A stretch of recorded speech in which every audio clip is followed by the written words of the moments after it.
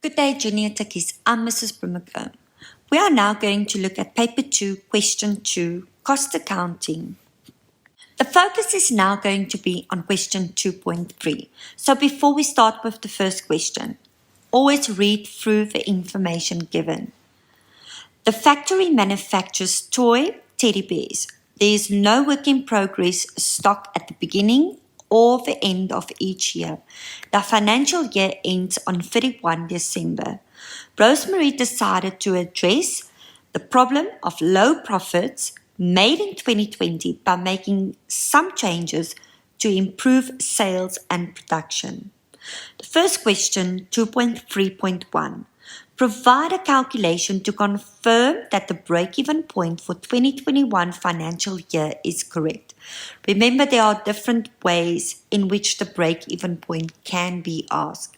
Here, they provided you with the break-even point. You need to prove that that is correct.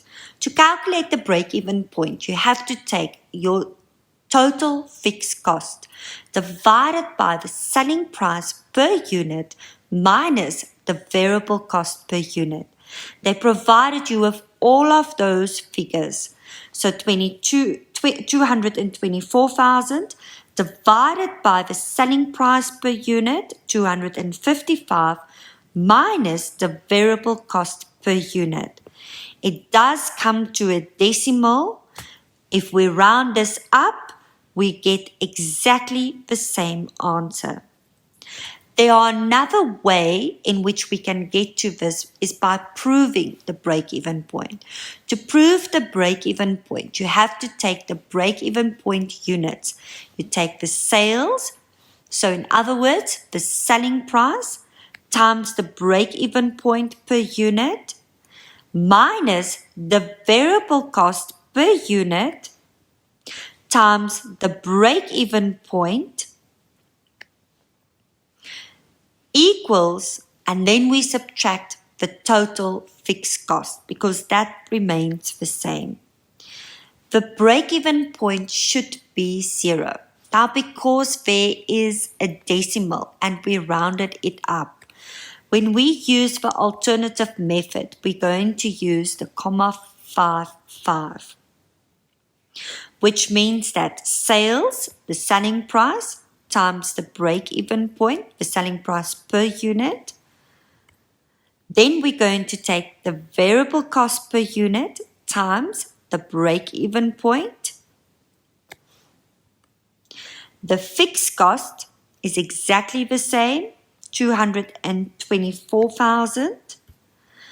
If we take sales minus variable cost minus fixed cost, it equals 0. 2.3.2. Explain why Rosemary is pleased with the production level, sales, and the break-even point. Quote figures. It is important that you actually compare the break-even point with the units produced and sold. Don't just comment just on the break-even point and just on the units produced and sold. If we look at units produced and sold and we compare that to the break-even point, in 2020, 500 units were produced and sold more than the break-even point, which means we made a profit. If we look at 2021, 1,344 units were produced and sold more than the break-even point, which also means that we made a profit. So this is the first point that I can mention. We produced and sold 1,344 units above the break-even point, which means we made a profit. If we look at what was the profit compared to last year, how much more did we make? If we take 1,344 minus 500, it's an additional 844. Percentage, if we take 844 divided by 500, times 100, we get the percentage increase. So this is our next point that we can mention. Made a profit on 1,344 units in 2021 compared to last year, 500 units, which means an additional profit of 844 units, and we can show the percentage as well.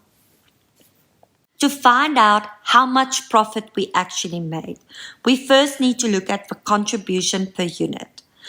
Because to work out the additional profit, you have to take the contribution per unit times the additional units.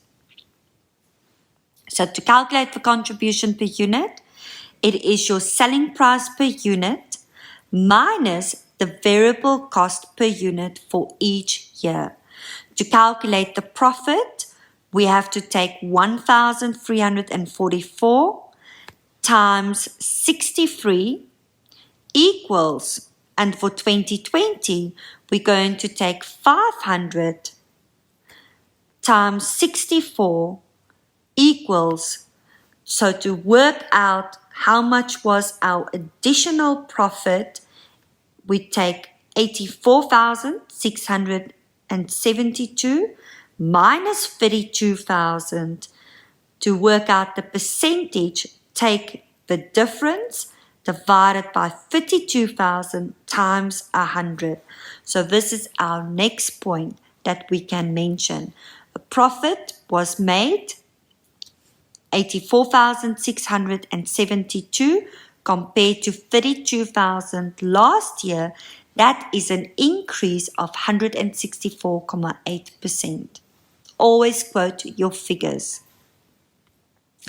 If we now look at the units produced and sold, and we compared last year with this year, and the break-even point comparing last year with this year, the units produced and sold, there was a 900 increase, which is equivalent to 22.5%. Take note how we calculate these percentages.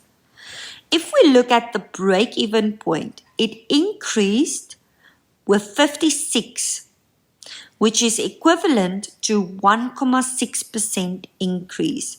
So to comment on this now, the units produced and sold increased by 900 units, which is 22.5%, whereas the break-even point increased by only 56, which is 1.6%, which shows that there's good control over our cost. So again, I'm not using them alone by commenting on them individually. I'm comparing the units produced and sold with the break-even point. This question is often asked in exam papers, so make sure that you understand how to answer it. Question 2.3.3. Explain to Rosemary why the fixed cost per unit decreased from 56 to 45.71. So if we have a look at this, our fixed cost, the total fixed cost remained the same, but yet the fixed cost per unit decreased from 2020 to 2021. Now, how is this possible? This is what we call economies of scales. More units are produced. If more units are produced, the fixed cost per unit would actually decrease. Because if we look at this, the fixed cost remained the same, but the number of units produced and sold increased with 900 units. This resulted in the fixed cost per unit that actually decreased. An increase in production will therefore cause the unit cost to decrease. This is important to understand. Make sure that you familiarize yourself with the term economies of scale. Question 2.3.4. Rosemary made a deliberate decision regarding the variable cost to improve the business. Explain the decisions that she might have taken on these costs and how these could have had a positive effect on the business. Quote figures. So be careful when you answer this question, because the question specifically says, how would this make a positive impact on the business with regards to the variable cost? Now, the variable cost consists out of direct material cost, direct labor cost, and selling and distribution cost. So if I compare the unit cost last year with this year, this is the easy marks to get. My direct material cost increased from 80 per unit to 100 Rand per unit. Direct labor cost decreased from 72 Rand per unit to 56 per unit, and the selling and distribution cost increased from 24 Rand per unit to 36 Rand. Now remember, we're looking at how this could have a positive effect on the business.